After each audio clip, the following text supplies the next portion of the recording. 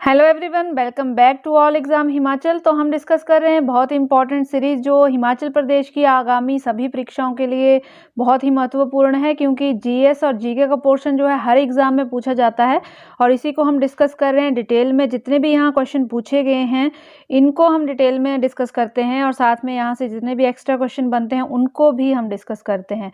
तो important series है, आने वाले एग्ज़ाम में यहाँ से क्वेश्चन जो हैं वो बनेंगे। तो आज का जो हमारा फर्स्ट क्वेश्चन है, हु डिस्कवर एंटीबायोटिक। तो एंटीबायोटिक की खोज की गई थी अलेक्जेंडर फ्लेमिंग द्वारा। ऑप्शन ए जो है इसका सही हो जाएगा। कब ये की गई थी? तो 1920 में ये खोज की गई थी लंदन में। जब ये लेबोरेटरी में कुछ एक्सपेरिमेंट कर रहे थे उस दौरान एक्सीडेंटली ये खोज हुई थी एंटीबायोटिक की। तो एक्सीडेंटली ये खोज हुई थी और बहुत ही वरदान सिद्ध भी हुई है ये खोज आज तक। नेक्स्ट क्वेश्चन है, where is the Lakshadweep island located. तो लक्षद्वीप जो आइलैंड है, द्वीप समूह है, ये अरब सागर में पड़ता है। ऑप्शन ए जो है इसका सही हो जाएगा। और इम्पॉर्टेंट फैक्ट यहाँ से ये बनता है कि जो लक्षद्वीप है ये 36 द्वीपों का समूह है। तो ये भी कई बार एग्जाम में पूछा जाता है कि जो लक्षद्वीप है ये कितने द्वीपों का समूह है। तो 36 द्वीपों का ये समूह है और ये जो द्वीप समूह है ये केरल हाई कोर्ट के अधिकार क्षेत्र में पड़ता है। तो ये भी पता होना चाहिए कि लक्षद्वीप का जो अधिकार क्षेत्र कौन से हाई कोर्ट में है। तो केरल का जो हाई कोर्ट है उसके अधिकार क्षेत्र में ये एरिया पड़ता है। और सबसे छोटी इंडिया की, ये पता होना चाहिए कि इंडिया की सबसे छोटी यूटी यूनियन टेरिटरी जो है वो लक्षद्वीप है और इसका एरिया जो है ये 32 किलोमीटर स्क्वायर है, यानी कि 32 किलोमीटर का एरिया है इस यूटी का। यहाँ से इतना आपको नॉलेज होनी चाहिए। नेक्स्ट क्वेश्चन है, Lucknow city is situated at the bank of, यानी कि कौन सी रिवर के किनारे पर लखनऊ सिटी जो है ये अवस्थित है। तो गोमती नदी के किनारे। ऑप्शन बी जो है इसका सही हो जाएगा। गोमती नदी के किनारे है लखनऊ।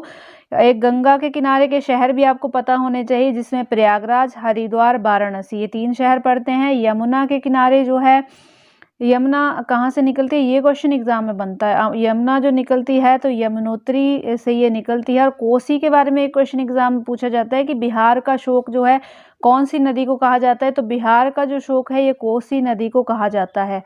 नेक्स्ट है, रोडेशिया इस नाम से जाना जाता है। तो रोडेशिया जो है अब जाना जाता है जिम्बाब्वे के नाम से। ऑप्शन डी जो है इसका सही हो जाएगा।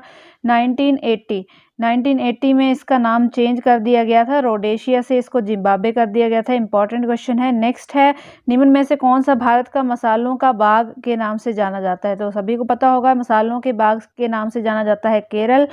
केरल के जो मसाले हैं बहुत फेमस हैं और विश्व भर में ये फेमस हैं, यानी कि पूरे विश्व में मसालों के लिए जो प्रसिद्ध है इंडिया का पार्ट वो केरल वाला पार्ट है। नेक्स्ट है, भील ट्राइब, यानी कि भील प्रजाति जो है ये कहाँ पर पाई जाती है। तो भील प्रजाति जो है ऑप्शन डी सही हो जाएगा। मध्य प्रदेश, राजस्थान में मुख्यतः पाई जाती है और इसके साथ साथ जो है गुजरात, कर्नाटक, आंध्र प्रदेश, छत्तीसगढ़ और महाराष्ट्र यहाँ पर भी ये पाई जाती है। लेकिन बेसिकली जो पाई जाती है तो मध्य प्रदेश और राजस्थान में ये पाई जाती है। लेकिन बाकी स्टेट भी आपको पता होने चाहिए जिसमें गुजरात, कर्नाटक, आंध्र प्रदेश, छत्तीसगढ़ और महाराष्ट्र जो हैं वो शामिल हैं।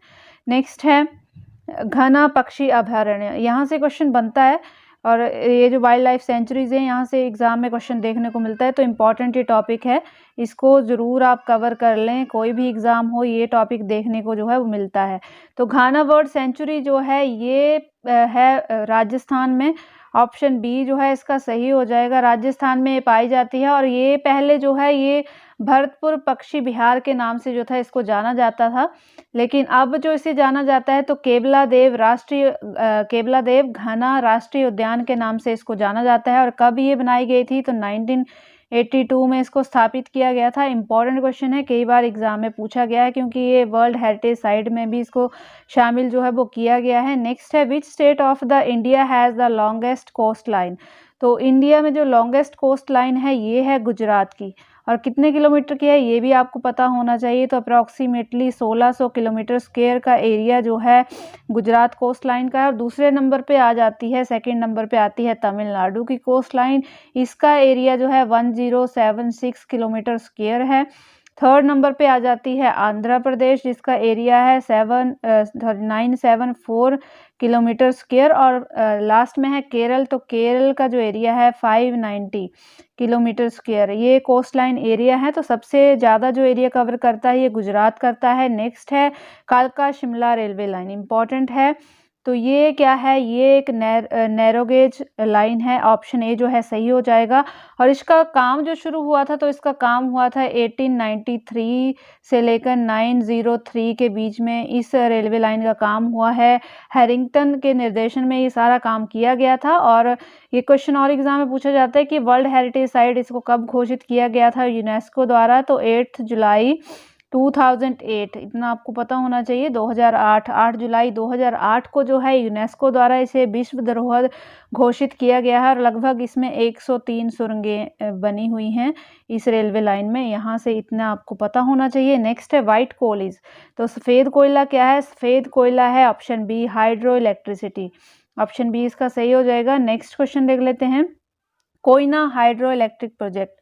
तो इलेक्ट्रिसिटी प्रोजेक्ट कोयना जो है ये पड़ता है महाराष्ट्र में। ऑप्शन सी जो है सही हो जाएगा। और इसका डिस्ट्रिक्ट अगर 22 में बात करूं तो सतारा डिस्ट्रिक्ट, महाराष्ट्र का जो सतारा डिस्ट्रिक्ट है वहाँ पर ये जो कोयना जल विद्युत परियोजना ये पड़ती है। और कोयना नदी पर ही ये जल विद्युत परियोजना बनी हुई है। तो नदी का नाम पूछा जाए तो कोयना नदी पर ही ये बना हुआ है। और भारत का दूसरा सबसे बड़ा प्रोजेक्ट है, ये इम्पॉर्टेंट है। दूसरा सबसे बड़ा प्रोजेक्ट है, तो पहला कौन सा ये भी आपको पता होना चाहिए। तो फर्स्ट आता है टिहरी बांध। तो टिहरी बांध के बाद जो दूसरा सबसे बड़ा प्रोजेक्ट है ये है कोयना जल विद्युत परियोजना इंडिया का। नेक्स्ट क्वेश्चन देख लेते हैं। नेक्स्ट है कावेरी नदी अंततः मिल जाती है। तो कावेरी नदी जो है ये अंततः मिल जाती है बंगाल की खाड़ी में। ऑप्शन बी जो है इसका सही हो जाएगा।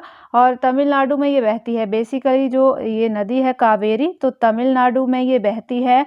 और इसकी लंबाई भी एग्जाम में पूछी जाती है। तो 800 किलोमीटर की इसकी टोटल लंबाई है, जितना एरिया ये कवर करती है 800 किलोमीटर।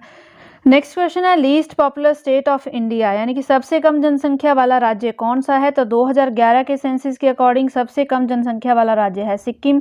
और यहाँ की जनसंख्या लगभग 6,10,577 के आसपास इसकी जनसंख्या। और सबसे अधिक अगर बात करें कहाँ की जनसंख्या है, तो यूपी की जनसंख्या जो है वो सबसे अधिक है। और ऑप्शन में यहाँ देखें तो गोवा ऑप्शन में दिया गया है। गोवा जो है ये भारत का सबसे छोटा राज्य है। ये एग्जाम में कई बार क्वेश्चन जो है वो बना है। नेक्स्ट है 38th parallel line is a boundary line between, यानी कि 38th पैरेलल लाइन जो है वो कौन से देशों के बीच की सीमा रेखा है। तो ये सीमा रेखा है नॉर्थ एंड साउथ कोरिया की। ऑप्शन सी जो है इसका सही हो जाएगा। उत्तरी और दक्षिण कोरिया के बीच की जो सीमा रेखा है ये 38th पैरेलल लाइन। और इंडिया और पाकिस्तान के बीच की जो रेखा है ये है रेड क्लिफ। और यूएसए और कनाडा के बीच की जो है ये है 49th पैरेलल लाइन। तो यहाँ से इतनी बातें आपको पता होनी चाहिए। नेक्स्ट क्वेश्चन है, इंपॉर्टेंट है, ये भी कई बार एग्जाम में पूछा जाता है। खरीफ क्रॉप्स आर शोन इन, यानी कि खरीफ की फसलें बोई जाती हैं। तो खरीफ की फसलें जो हैं जून जुलाई में बोई जाती हैं। ऑप्शन सी जो है इसका सही हो जाएगा। और साथ में रबी की फसलें जो हैं, और खरीफ की फसलों में मक्की और धान की फसलें आ जाती हैं। और रबी की फसलें जो हैं, तो रबी की फसलें बोई जाती हैं सितंबर से अक्टूबर के बीच में। और इसके जो एग्जाम्पल हैं ये हैं गेहूं और सरसों। तो रबी की फसलों में गेहूं और सरसों आ जाते हैं। नेक्स्ट क्वेश्चन है निम्नलिखित में से कौन सा सुनामी का कारण नहीं है।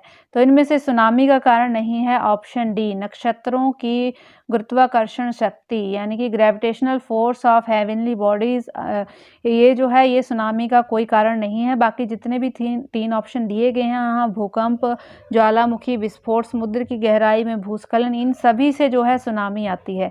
नेक्स्ट है ओलंपिक चिन्ह के परस्पर गुथे हुए 5 छल्ले किसका सूचक हैं। तो जो ओलंपिक का चिन्ह है जिसमें 5 रिंग्स बने होते हैं वो बताते हैं 5 कॉन्टिनेंट्स को, यानी कि ऑप्शन बी जो है इसका सही हो जाएगा। 5 महाद्वीप इसमें बताए जाते हैं, जिसमें फर्स्ट आ जाता है एशिया जो सबसे बड़ा है, सेकंड नंबर पे आ जाता है अफ्रीका, थर्ड नंबर पे आ जाता है नॉर्थ अमेरिका, फिर आ जाता है साउथ अमेरिका, और लास्ट में आ जाता है ऑस्ट्रेलिया। तो ऑस्ट्रेलिया जो है ये सबसे छोटा कॉन्टिनेंट है और एशिया जो है वो सबसे बड़ा कॉन्टिनेंट है। तो यहाँ से ये एग्जाम में कई बार क्वेश्चन बना है सबसे छोटे और सबसे बड़े का। नेक्स्ट है हॉकी वर्ल्ड कप 2014। तो 14 का हमें याद नहीं रखना है कि किसने होस्ट करेगा, कहाँ ये होना था, हमें याद रखना है रिसेंट का, यानी कि 2022 का आपको पता होना चाहिए, 2023 का आपको पता होना चाहिए। तो जो 2022 का वर्ल्ड कप है मेंस का, ये होगा बेल्जियम में, ये होगा बेल्जियम में। और मेन आपको क्या याद रखना है, मेन है 2023 का, जिसको होस्ट किया जाएगा इंडिया द्वारा। तो यहाँ से आपको इतना पता होना चाहिए। जो 2023 का है, इसको होस्ट करेगा India.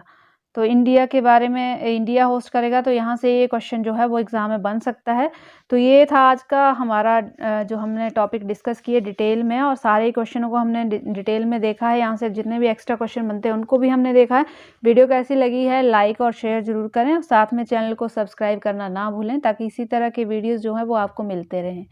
And thanks for watching.